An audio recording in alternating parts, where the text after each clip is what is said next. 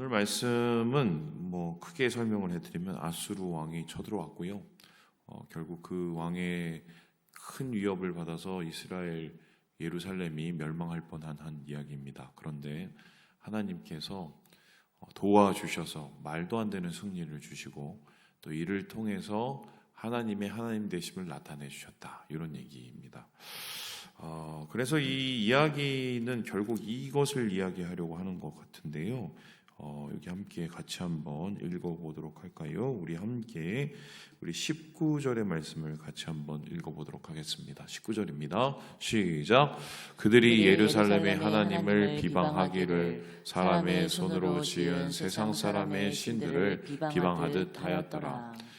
지금 이 열왕기를 비롯한 역대기 혹은 이사야서의 이 기록이 그대로 나타나 있는데 구도는 거의 비슷합니다. 뭐냐면 이 아수르 왕인 사네립이 이제 간이 배 밖에 나온 거죠. 그래서 야, 이때까지 우리를 이긴 신이 어딨냐? 니네 신은 뭐 대단한 거 같냐? 이렇게 얘기를 합니다. 말 그대로 그 당시의 싸움은 이 무기와 무기의 싸움 그리고 병력과 병력의 싸움을 넘어서서 신과 신의 싸움, 신들의 전쟁이라고 생각을 했어요. 그렇기 때문에 이제 대놓고 하나님 욕을 하고요. 그리고 그 하나님을 신뢰하고 믿고 있는 히스기야를 이제 비방하지요. 그리고 이러한 이스라엘 예루살렘 진영을 흔들기 위해서 어떤 방법을 쓰냐면요, 이간질을 합니다. 뭐 당연하죠. 교란을 시켜야 적들이 어떻게 보면 흔들리고 그것을 이제 비집고 들어가서 승리를 하는 뭐 이런 이제 작전을 쓰게 됩니다. 그런데 어쨌든 하나님께서 이 전쟁의 주인이 되어 주시고 이 전쟁의 대장이 되어 주셔서 이 전쟁이 말 그대로 사람과 사람의 전쟁이 아니라 사네립이라는 왕과 하나님의 전쟁이 돼버리죠. 그러면서 이 전쟁의 끝이 당연히 하나님의 승리로 끝날 수밖에 없는 요 얘기가 전체적인 구조다. 자, 그런데 이 이야기를 보면 여러분 어떻게 생각을 하십니까? 우리가 어제 그제 보는 말씀을 한번 살펴보죠. 히스기야가 왕이 됐어요. 왕이 된 다음에 제일 먼저 한 게 무엇입니까? 성전을 깨끗하게 했습니다. 그리고 성전 안을 예배로 채웠어요. 그리고 나서 공동체를 유월절을 다시 드림을 통해서 완전히 갱신하려고 했죠. 그러고 나서 지금 어떤 일이 일어납니까? 전쟁이 일어납니다. 그죠?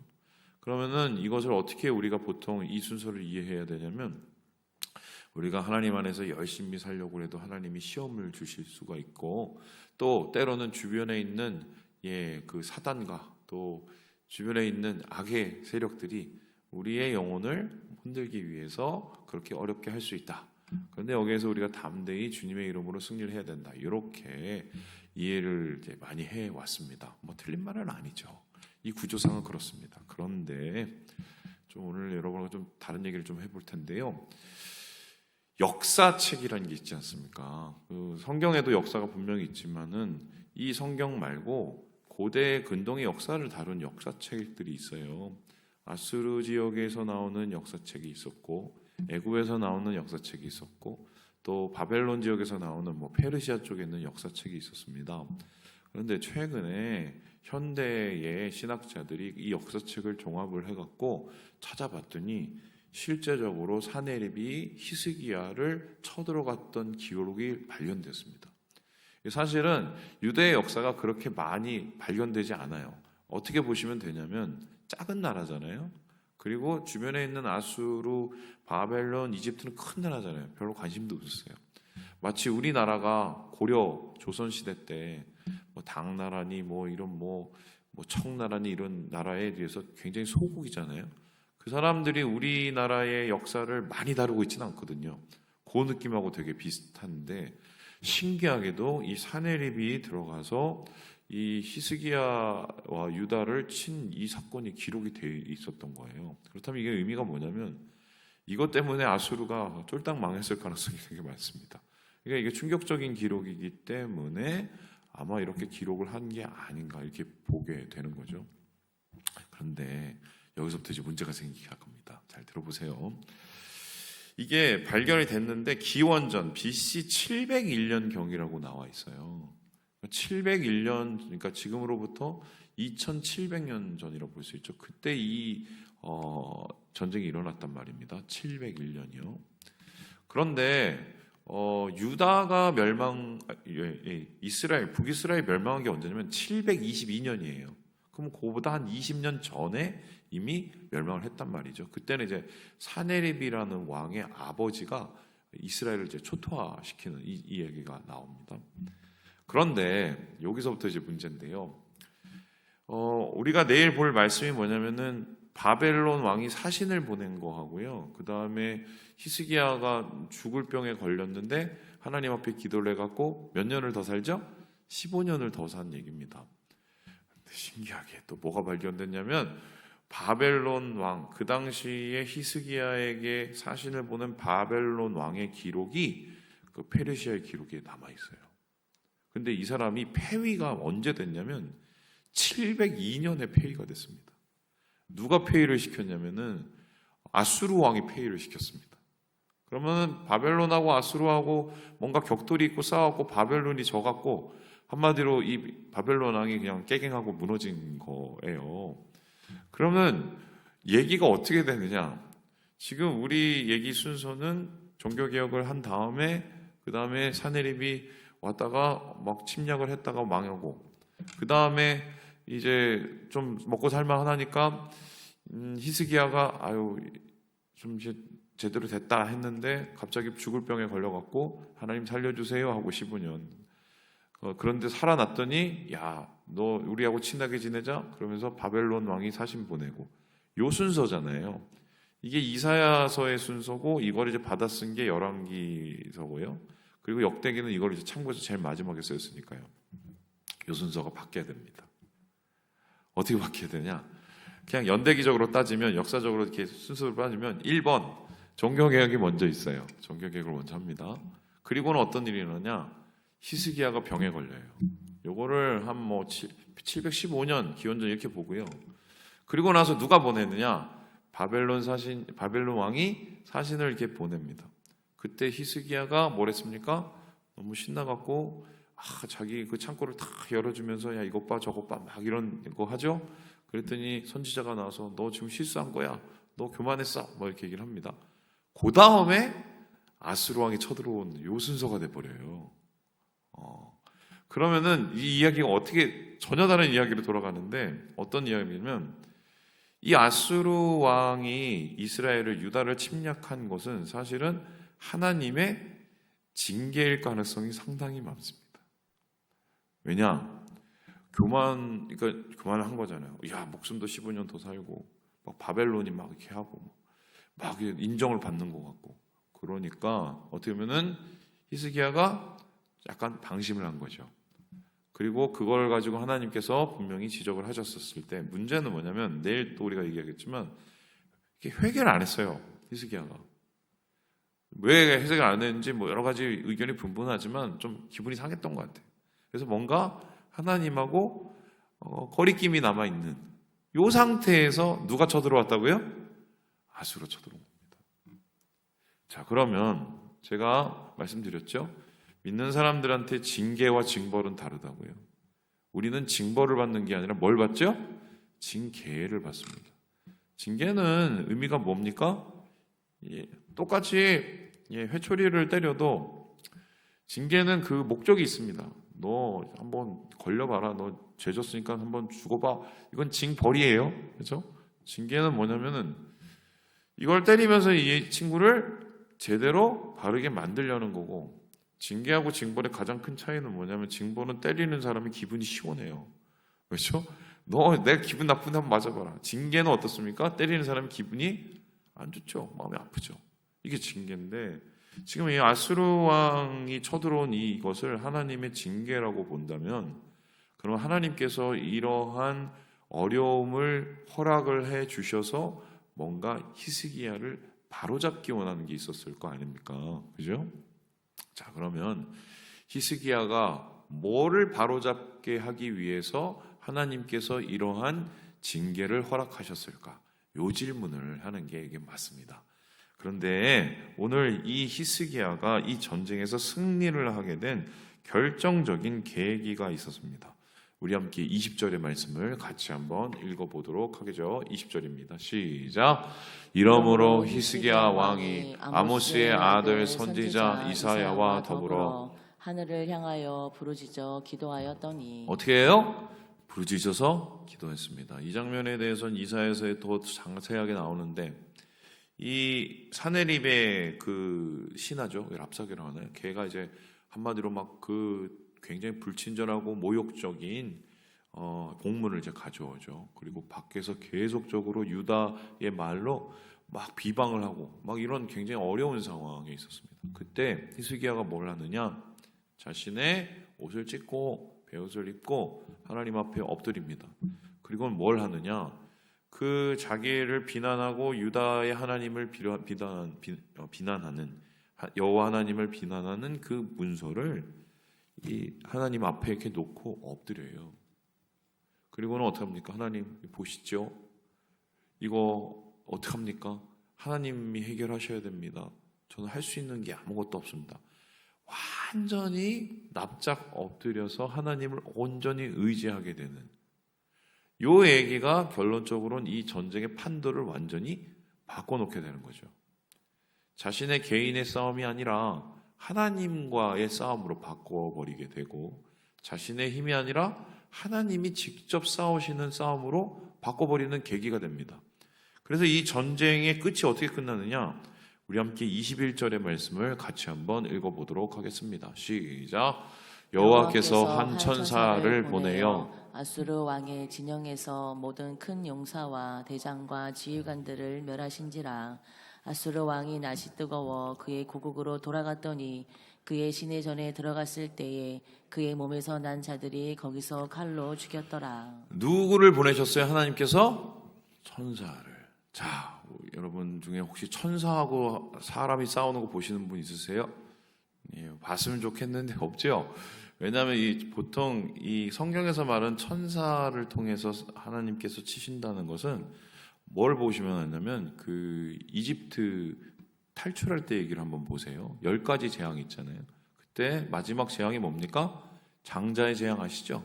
죽음의 천사가 와서 목숨을 다 거두시죠. 보통 이 천사가 친다는 거는 전염병이나 아니면 그런 어떤 알지 못하는 병에 의해서 하나님께서 치신 것을 상징할 때가 굉장히 많습니다. 그러면 이제 어떤 얘기냐면은 이스라엘 이 예루살렘 주변에 정말 이제 병력을 다 깔아놓고 니네 이제 고립을 시키지 않습니까? 니네가 죽는 사람 한번 보자. 그때 아마 이 진영 가운데 전염병이 나타났을 거로 한번 생각이 되고요. 그러면서 많은 숫자들이 목숨을 잃으니까 더 이상 어떻게 할 수가 없어서 사네립이 다시 그냥 꼬리를 내리고 도망간 거죠. 그때 어떤 일이 일어났습니까? 참 비참한데 21절에 보니까 그의 몸에 난 자들한테서 칼로 죽임을 당했다. 그의 몸에 난 자들이 누굽니까? 자식 새끼죠. 자식 새끼한테 소위 말해서 배신을 당해서 죽임을 당한 비참한 말로가 나타납니다. 그리고 더 재밌는 것은 이 사람이 죽은 그 곳이 어디냐? 21절 다시 한번 띄워주세요. 그의 어디에 들어갔어요? 신전에. 자기가 자랑하던 신의 그 장소에 들어갔었을 때 완전히 그 꼴을 당하고 끝나게 되는 비참한 장면을 보겠다. 결국 하나님께서는 진짜 누가 하나님이고 진짜 누가 주권자이신지를 보여주게 된 것이다. 자, 그러면 다시 한번 정리를 해볼게요. 히스기야가 종교개혁을 했어요. 그리고 나서 좀 교만해졌어요. 거기에 대해서 하나님께서 멘트를 하셨어요. 근데 히스기야가 좀 꺼림칙했어요. 근데 하나님께서 징계를 하셨어요. 이것을 통해서 하나님께서는 가르치기 원하시는 게 있었다. 그럼 뭘 가르치기 원하셨냐? 히스기야가 다시 하나님을 온전히 붙잡도록 가르치셨다. 그러면 질문요. 히스기야가 하나님을 온전히 붙잡지 않았나요? 어떻게 생각하십니까? 맞아요. 와, 히스기야 왕마저도 어떻게 그러냐? 잘 들어보세요. 722년에 아수르 왕이 쳐들어와서 나라를 완전히 엉망진창 만들고 브리스라엘을 완전히 무너뜨렸을 때 히스기야가 그때 뭘 했느냐? 조금 지나고 나서 아수르 왕한테 자기 유다를 탈탈 털어서 조공을 보냅니다. 그리고 어떻게 했냐면 잘 봐줘. 지금 우리가 좀 미국에 조공을 바쳐야 되잖아요. 지금 이게 뭐 얼마 바치냐 지금 계속 싸우고 있는데, 근데 뭐 우리는 뭐 그래도 미국에서 벌어먹고 사는 문제가 있으니까 뭐 그래도 뭐 그냥 그렇게 넘어간다 치는데, 이 당시는 그냥 진짜 탈탈 털어서 다 갖다 주는 거예요. 예. 그래서 이러니까 우리 건들지 마. 내가 때에 맞춰서 잘 섬길게. 이렇게 해놓은 상태였습니다. 그러니까 한마디로 외교적인 방법으로 뭔가 해결하려고 했던 게 히스기야의 방법이었어요. 두 번째는 어떤 것을 해결했냐? 여러분 신기하지 않습니까? 히스기야가 병에 들고 나왔는데 왜 바벨론에 있는 사신이 왔을까요? 바벨론의 그 당시의 상황은 왕국이 처음 만들어지긴 신생 국가였긴 하지만 그래도 유다에 비해서는 크기가 큰 나라예요. 그러면 사실은 유다가 사신을 보내는 게 맞아요. 그런데 바벨론에서 사신이 왔단 말입니다. 이 얘기가 어떻게 돌아가느냐? 바벨론이 소위 말해서 아수르가 부담스러우니까 어떻게 협공작전을 하고 싶었던 거예요. 그래서 그 아수르의 뒤쪽에 있는 이 유다를 하고 잘 지내놓으면 이게 외교적 관계를 가지고 어쩌면 자기들의 이익을 서로 윈윈할 수 있다는 생각에 전략적인 제휴를 한 겁니다. 그런데 이거를 히스기야가 나쁘게 생각하지를 않은 거예요. 이제 그렇다면은 아수르한테는 조공 보내고, 그리고 바벨론이라는 그 나라하고는 손을 잡아서 좀 뭔가 자기 방위나 안전을 좀 보장해 놓는 상당히 전략적이고 합리적인 외교수를 펼쳤단 말입니다. 그런데 그걸 하나님께서 보시기가 좋지를 않았어요. 자, 그러면 질문요. 하나님은 외교를 싫어하실까요? 하나님은 합리적인 판단을 싫어하시는 겁니까? 자, 그럼 우리는 뭘 할 때마다 합리적으로 해도 안 되고, 뭔가 좀 이렇게 좋은 방법으로 해도 안 되고, 아니면은 되게 똑똑한 방법으로 하면 안 되고, 하나님한테 무조건 하나님 이번에 뭘 할까요? 하나님 이걸 할까요? 말까요? 이렇게 해야 된다는 소린가요? 어떻게 생각하세요? 물론 성경에 보면은 외교적인 방법이나 또한 여러 가지의 정치적인 방법을 하나님께서 싫어하시기도 하지만 용인하실 때가 많습니다. 그런데 중요한 건 뭐냐? 마음의 중심축이죠. 내 마음이 이것을 더 의지하는지 아니면 하나님을 더 의지하는지, 정확하게 표현하면 내가 하나님을 정말 가장 중요한 나의, 그리고 제일 우선적인 나의 보호자요, 주권자요, 주인으로 인정을 하는지, 아니면 그냥 하나님을 또 하나의 나를 붙잡아줄 안전장치로 생각하는지, 이 질문이에요. 그런데 흥미로운 것은 이 질문에 대답할 수 있는 사람은 히스기야 자신밖에 없습니다. 우리도 마찬가지예요. 뭐 이런저런 선택을 할 때, 이런저런 일을 할 때, 이건 요 방법을 하고 이건 저 방법을 하고, 특히 뭐 회사 다니시는 분들은 더 그런 것들이 있잖아요. 뭐 목회는 안 그렇습니까? 목회도요, 편하게 하려면은 막 시스템에 막 프로그램에 막 돌리면 됩니다. 이제 그러다 보면 교회는 잘 돌아가요. 그런데 제가 저번에도 말씀드렸지만 교회는 잘 돌아가는데 하나님은 안 돌아가실 수가 있어요. 그냥 아예 돌아가 버리실 수가 있어요. 왜냐? 중심축의 문제거든요. 그럼 그걸 누가 아냐? 자신만 압니다. 내가 진짜 하나님을 제대로 의지하고 있는지. 그래서 결과적으로 하나님께서는 이러한 극한 상황에 몰아넣으시면서 묻고 계시는 거예요. 히스기야한테. 너의 진짜 의지는 누구냐? 네가 진짜 붙잡고 있는 사람은 누구냐? 이거 묻고 있는 겁니다. 그때 히스기야가 정신을 바짝 차리고, 내가 잘못했습니다, 하나님. 주님만이 우리를 고치시는 분이십니다. 낫게 하시면 이걸 인정해 드릴 때 이 전쟁이 끝이 난 거예요. 말씀을 마칩니다. 여러분 어떻게 생각하십니까? 주님 부르는데 진짜 우리의 주님이신가요? 아마 오늘은 좀 그 고민을 하시고요. 주님과 함께 오늘 하루를 순종의 삶으로 살아가시는 우리 모든 형제 자매들 되시길 주님의 이름으로 축원합니다.